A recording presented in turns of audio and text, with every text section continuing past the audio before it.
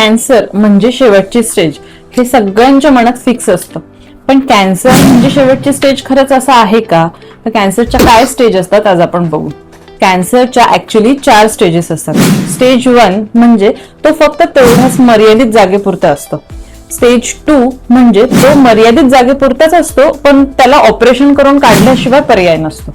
Stage 3 म्हणजे तो त्या जागी आणि आजूबाजूच्या लिम्फ नोड्स पर्यंत गेलेला असतो पण यात पण उपचार शक्य असतात.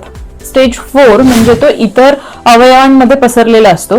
तो स्टेज 4 आहे, याचा अर्थ त्याच्यासाठी उपचार नाहीयेत असं नाही. स्टेज 4 मध्ये सुद्धा आपण त्यांचं आयुष्य वाढवण्यासाठीचे उपचार आहेत. तर बेसिकली जे कॅन्सरचे 4 स्टेजेस आहेत त्या 4ही स्टेजेसमध्ये उपचार शक्य असतात.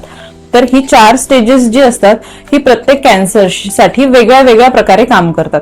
त्यामुळे कॅन्सर म्हणजे शेवटची स्टेज आहे आणि याच्यामध्ये उपचार शक्य नाही हा सगळ्यात मोठा गैरसमज आहे आणि तो दूर केला पाहिजे. थँक्यू.